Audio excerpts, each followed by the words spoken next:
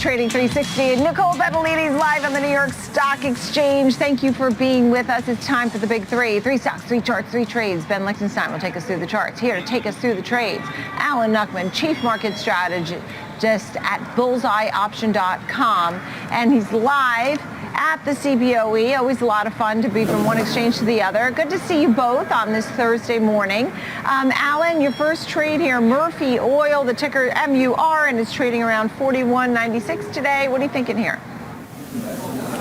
Well, it kind of dovetails with what's happening in the market here today. We're seeing the S&P pull back a little bit, but again, from much higher levels. So we're seeing a 100-point move, but again, that's only about 2%. Now, at the same time, the VIX is still low, rates are still low, the dollar is still low, and crude is still low, even though it's bounced 10% off its bottom. So what we saw in crude was a test and reject of support, which is one of Ben's favorite events. So Murphy Oil trading around 42. This stock was at 60 here back in 2008. It's been trading here between 40 and 50 for 3 months. Breakout of the range target 60. So I'm looking at the April 45 call. Has 4 months of time. It's trading around 9, and it's got a 75 delta. Now the PE on this stock is 8, so it's very inexpensive. It's 20% off the top and 60% off the bottom. But what's more important for these 3 stocks is they've all pulled back to their 200-day moving average, which is typically a very solid level of support. Okay, so he's watching that support on MUR. Ben, your thoughts? I dialed in on what Alan's looking at here, but I want to begin with the 60-minute time frame first and foremost, because we did see a nice move from 31, we're talking off the September low, all the way up to 51 into the November highs. But look at what's happening since. We're kind of rolling over and hanging out around 40, 42 for the most part, smack dab in the middle of a range that we've established. Here you can see 51.45 to the lower extreme down to 31.90. So what I'm looking at here is, again, the middle area right now. It's somewhat pivotal. Also, I'm looking at, again, the fact that, well, we did find support here recently around this $40 level. So if we can work our way back up through 46, 48, opens up a door for a retest of the upper extreme around 45. Now, I did want to take a step back here and just look at the daily time frame for a second, because I did notice here, well, that the September low that we just looked at, here you can see it held up above that July low, the summer lows that we saw, shares traded back down to 26, and that formed a bit of a head. That September low is our right shoulder. The left shoulder was the May low. Take a look. Here we can see again in terms of what I'm talking about. And as we look at this, you'll see again, we've got a bit of a shoulder playing out here. So it comes into play right in this area. You've got shoulder head in the middle here. I marked that off. But you can see again that this stock has found support and we're rallying off those recent levels. Let's just move away from this chart here and get into the daily candles again. But here you can see that we recently held, as Alan pointed to, on the 200-day moving average, working our way back near the 50-day moving average. Again, you've got that high up around 51.29. As I look at shares, though, up 61% year to date. I think that's the first stock I can think of that can say that at this point. I also want to point out here that RSI has a little bit of room to go to the upside here, so supportive of Alan's bullish narrative here. All right, so you have this bullish narrative, and when we look at MUR, Ben's giving you a little bit of leeway here. Alan, your thoughts? Well, I'm trying to give Ben some gifts to end the year on a positive here, that these stocks are set up and they've already had their pretty extended move, but they've come back to give us a second chance. Now, this particular stock, 60 is a technical target, and if that happens, this option will gain 175%. So it's about risk reward, it's about limited risk. Again, 4 months of time for good things to happen, a deep in the money option, and look for some extension here with these energy stocks that had this bit of a pullback. But I was looking at Goldman Sachs commentary from this morning. They're looking for crude to get to 105 next year and look for commodities to make a 40% run. So I think there's a lot more upside in this sector. Yeah, when you think about the group, I mean, it was the one group that really shined in 2022. I mean, nothing else. Even today, I mean, every single sector's lower, including energy. It's always tough to find some winners. Tell me about Wheaton Precious Metals. You're sticking in the world of commodities, the ticker symbol WPM. What are your thoughts here? Well, again, a lot of it is because of the dollar dive. We've seen gold break out of its range, and you've seen silver up to the $24 level. This stock's trading around 39. It's been stuck between 30 and 40 here for 6 months. Breakout targets 50 where it was in April. So what I'm looking at is that midpoint is 35. So I'm looking at a March 35 call trading around 5 or so. If it gets up to that 50 level, this option doubles. So, it's the same kind of thing. It's already had a move. It's had somewhat of a push to the upside. Now we're looking to extend that and hold that 200-day moving average, which is an important threshold that I oftentimes get in before that happens and use that as a confirmation. But in this particular case, these are easier charts to see that and to lean on that level. Okay, what do you think, Ben, here as you take a look at Wheaton Precious Metals? I'm feeling uncomfortable about saying this, but this is another stock that I agree with Alan on this one, where we could see some movement to the upside. We saw a nice move from 30 to 40, taking a look at the November lower levels all the way up to the highs we saw in December. That was at 40.82. Now, guys, this is a pattern we've discussed many times, right? I've showed this to you multiple times in terms you get the high conviction move to the upside, you get the sideways consolidation, and in this instance it's formed around 40. But look at this, because on the way up, I just want to point out how this pattern actually repeated itself multiple times. Initially we get the big move from 30 to 34, sideways consolidation.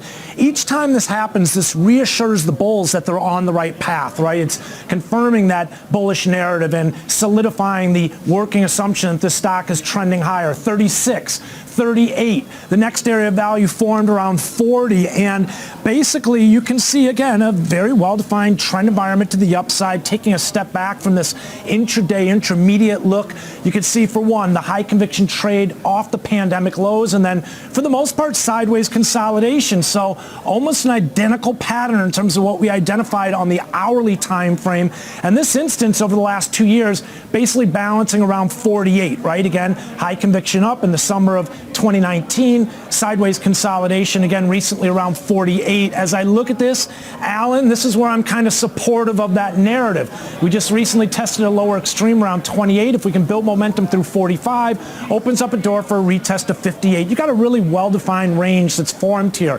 Let's step back one more time and just look at where things stand as far as the 50-day, the 200-day moving average. You can see Wheaton Precious Metals holding above the 200, that's the yellow line, holding above the 50-day moving average. You can see that move we just looked at. We've got a bit of a reverse head and shoulders pattern that formed here. Look at this. We're down only, well, as I look here, down, what is it, year to date, 9%. So nothing to get too concerned about here, but definitely trying to inch its way higher right now, and up and through 45, 46 ultimately could open up a door for retest of that $50 level. And that's all so big. When you said, we're looking at this range and it could be testing those upper levels, it's pretty amazing, Alan. And of course, it's crossed the moving averages, to Ben's point. Final thoughts here on Wheaton Precious Metals, where it's headed, some numbers, and the timing of it all. Right. I'm still looking for it to move back up to the 50 level. I think we saw how long gold was so depressed for the longest period of time, and its continued dollar decline that we've broken down below this 105 level. That's very supportive for all commodities, especially the precious metals. And as we talk about rates, we've all decided now rates peak at 5%. I've been saying this for weeks and months because that's what the futures have been telling us. And then they actually decline as we go further out. So that doesn't give the dollar any more power. So if the dollar doesn't have power, then that's a upside catalyst for the metals markets. And at 50, which is a technical target, again, we were there in April, this option doubles in value. Okay, last but not least, you're looking at Juniper. You're thinking about Juniper Networks. It's around 32.5 today. What are your thoughts here, Alan? Well, I'm trying to press my luck, trying to go 3 for 3 with my friend Ben here. This is a stock that's been between 25 and 35 for 8 months. So that consolidation is very, very attractive as a trader here. So what I'm looking at is the April 30 call. 30 again is the midpoint in this range. That options trade for about 4, and it's about $2.50 in the money. So it's got some time. It's got 4 months of time. And a breakout of this range targets 45. If we get to 45, this option option gains 200%. So again, it's about risk reward, and it's about just trading what you see. And again, it's holding that 200-day moving average level, which is a very important support point. We call that a super support point, and we'll see if we can get a big bounce out of this Juniper stock. Okay. He's pressing the luck here. Ben, what are you thinking? JNPR. I'll just say, Alan, you had me at area of consolidation when you said that. I'll get into exactly why in just a second, because Alan's spot on, and we are 3 for 3 today, Nicole. Taking a look first and foremost, the move we saw in November and recently to December, we're talking 25 to 34. So a big move up, high conviction trade, and along the lines, what I noticed was just a couple of areas of consolidation I wanted to just identify. And again, Nicole, I've talked about how there's no science associated with this, right? We just kind of draw these areas that our eyes drawn to kind of determine value moving higher in this instance, trend environment to the upside. You've got it pretty well defined here, to say the least. Let's take a step back. Let's move into the daily time frame, because this actually is a similar pattern in terms of what we saw as far as WPM. You get that high conviction move to the upside, you get sideways consolidation, and we have been forming a bit of a range here. A big move off the pandemic lows from 15 to the March 22 highs up around 38, but look at what's been going on since. We're 25, that lower extreme we just talked about, the move off the Nov lows up to 38 is that upper extreme. And look, we just made our way through the middle of this balance area around 32. So this does lend itself for an upper extreme test again. We're talking all the way up to 38 if we get good momentum, good energy through the middle of this range. Now, let's just check in on where things stand in terms of the daily. As far as the 50-day, the 200-day moving average, look at this. A sharp move higher up above. The move lower from 25 just mentioned was the fall low. Here you can see the November lows we mentioned a minute ago around again, $30 level coming higher up into this 34 level, but taking a look at ticker symbol JNPR, you can see still down year to date around 7-8%, but again, working its way up above some closely watched moving averages. So we're keeping an eye on this recent bid activity. If we get energy and follow through, I think Alan could be right on this one. Yeah, amazing how making this move to the upside the way it's doing that. Alan Nuckman, final thoughts here on this trade and big picture. Well, I'm still very optimistic, very positive, and it's good to finish this up with, both of us being right.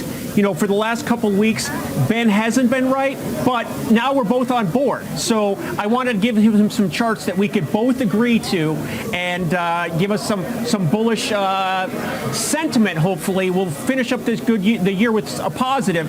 Today's action's interesting. We're in that 200-point range in the S&P here for the last month, and now we're testing the low end of the range. So if we can get a test and reject, that could be very powerful for the market going into the end of the year.